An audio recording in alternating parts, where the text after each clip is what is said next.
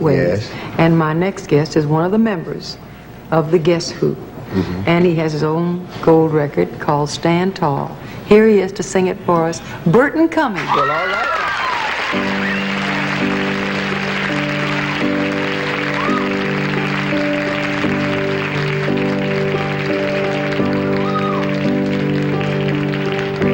Never been this blue. I never knew the meaning of a heartache. But then again, I never lost a love before.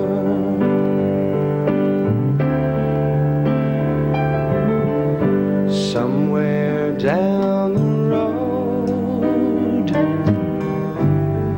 maybe all those years will find some meaning. I just can't think about them now or live them out anymore.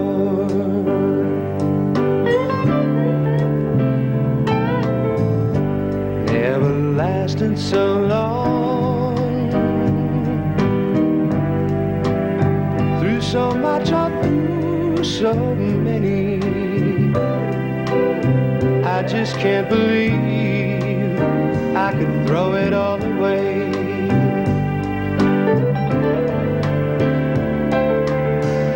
Sometimes late at night,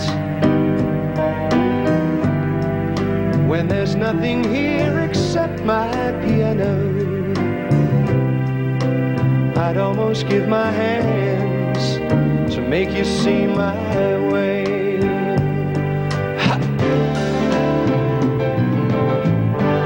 Stand tall, don't you fall. For God's sake, don't go and do something foolish. All you're feeling right now is silly human pride.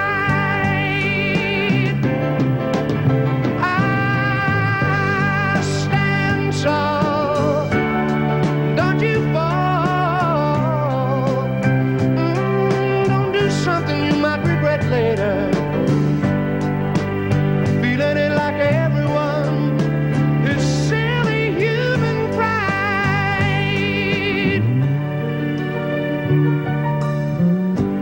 Never lasted so long, oh, through so much or through so many.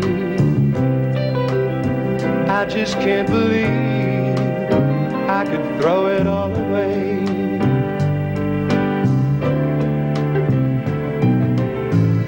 Sometimes late at night,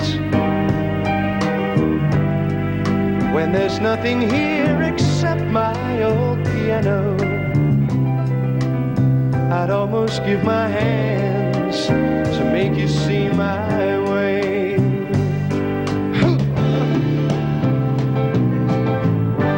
Stand tall, don't you fall. For God's sake, don't go and do something foolish. All you're feeling right now is silly human pride. You got me down on my knees for you, mama. Stand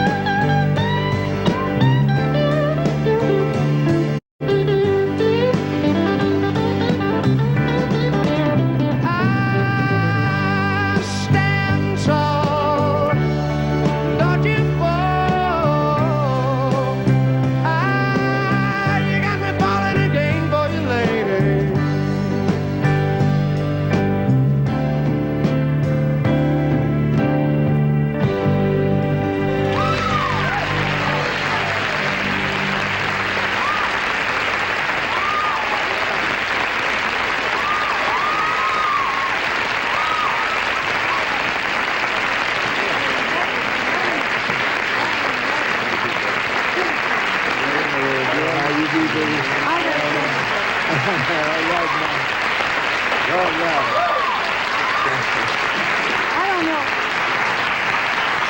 don't know if you could hear us over there, but you had two backup singers and a third moving in it. Ray and I were singing background for you. That's there. pretty good company to be keeping, I'll tell you. That's very pretty song. I love it. I really do. Thank you very much.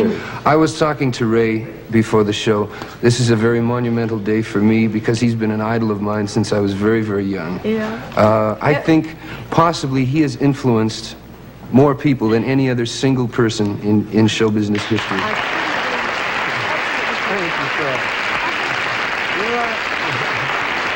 There are people that have made entire careers and successful careers out of imitating this man right here. I know, and interesting because not only has he influenced other singers, but the entire music business. Because who would have ever have dreamed that country music could have had the national acceptance until they heard that it could be translated into Ray's terms? Well, anything this man does is completely on his own terms. Okay, y'all come on now. Come on. Don't do me like that. I'm just beside myself. Listen, we're preparing you for this. You're picking up the check. Oh, good. All right, there. That's sweet. Do me a favor. Give Ray a little taste of That's Enough. Because he... Oh, yeah. I did. I was telling you that earlier. I did that on... that's from your What'd I Say album. Right. Baby, if you want me for your man, there's a few things that you better understand. I want my baby, that's enough. That's right. I told me maybe That's enough. but every day, That's enough. in every single way, enough. you got to hold me in your arms, and that's enough. And that's enough. All right.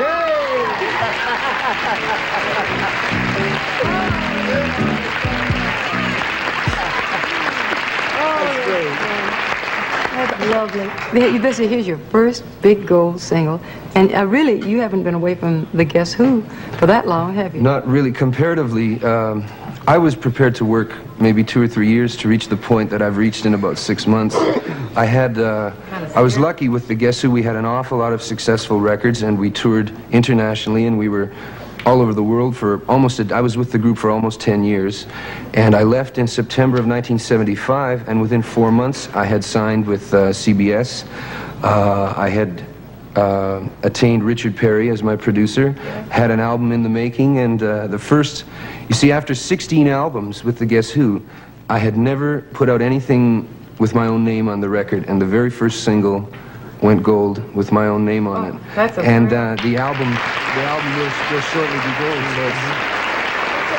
Interesting how these things happen, because we were talking about George. Now, George had albums that instead of going overnight, people, they waited and waited, and it took 2 years for one of your albums, I believe. Slow erosion. Yeah. You just gradually dug into them, just ate a little bit away at a time.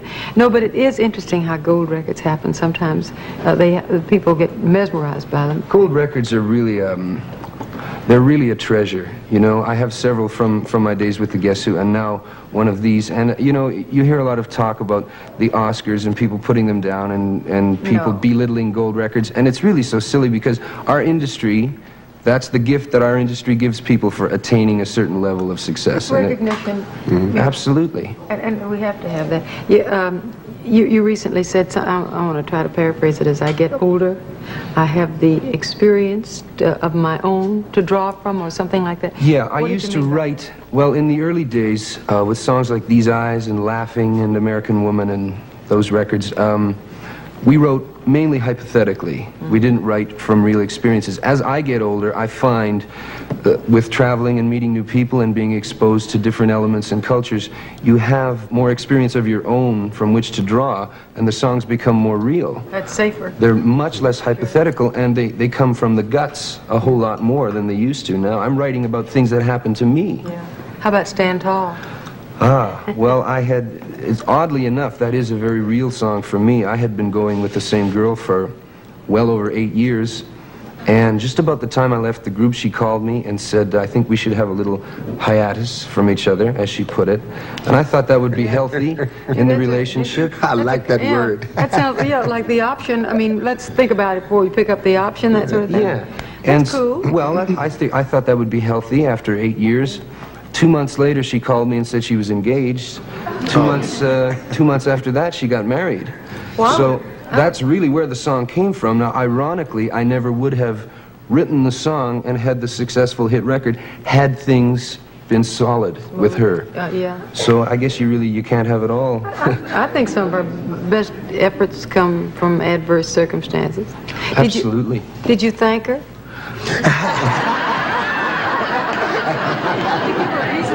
Anyway, or something. I just thanked her by singing it on television. Yeah. And telling a story. Well, it's one of those things. I think a lot of people you can hear it. You know, you can hear it in their voice, and you can hear that it comes from their heart. You can hear that people have gone through real emotional setbacks, and some of the best tunes in recording history have come from those circumstances. You can't simulate emotion. Oh, no. You can't lie. Your albums, every piece of material you do, George, is really from experience or something you've seen. I mean, it has to come right straight from your life. Yeah, most of it is written on stage. You'll have an idea that encompasses maybe a minute in your mind or 30 seconds, and you'll say it one night, and then we're just like anyone else. But comedians have an advantage over singers.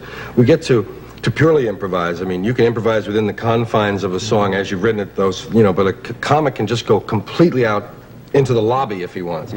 And occasionally we do. But most of the things, most of the things come from doing them and hearing them, and while they're laughing, you're making up the next line. Just like in the living room, if you're explaining about an accident you had in the morning in the parking lot, the fourth time you tell it, it gets longer, and you've started to embellish it and embroider it, and it's a little better. That's what we do, and yeah, they have to be real. They have to at least begin here. Yeah. Then you can translate them on the way up and out, but they have to begin here. Yeah, sure, and I keep feeling that you draw from everything that must have happened to you when you were a kid. Oh, certainly. There's a bunch of autobiographical stuff, and then there's nonsense comedy, but that still stems from daydreaming, and that's a real experience. There is a skit that you do on one of your albums, and I don't know which one it is, but it's where some of the students are asking the teacher questions, and it's in a religious school, and one of the guys used to be Irish Catholic. That's the one. Father, is it true if God is all powerful, he can he make a stone so big that he himself can't lift up? That's the greatest. That's the best. We used to hang back and try to trap the priest with questions on theology. Well, Ray and I were talking before the show, and I said, "How are you doing?" And he said, "Hanging loose." And that the whole idea is roll with it. You know, don't let the crises get to you. Life provides, you know, I don't want to philosophize too much, but it's true. Life provides all the heartbreak and the disappointment, the struggle, the pitfalls, the whole bit. So you can't be rigid with it. If you do, you know, you wind up in the end hurting yourself mentally and physically. But you know, if you hang loose, you can let the emotion in. That's right. If you don't, if you're rigid and stiff. I'll tell you what I do now. You know, just talking about hanging loose, you know, it's a strange thing that may surprise people. I'm one of those kind of people that really, you know, if I live to see September this year, I'll be 47, and I gotta tell you, I still cry. I mean, if something hurt me, I cry. I mean, you know, really, I mean, I'm an old man, but I gotta tell you, and I think that as long as you can be realistic with yourself, you know, one must be honest with him or herself. If you do that and be loose, you know, because sometimes, you know, people gonna give you some pretty hard blows, you know, and just learn how to roll with it. As long as you're pulling your own coat. Yeah, hello. Mm-hmm.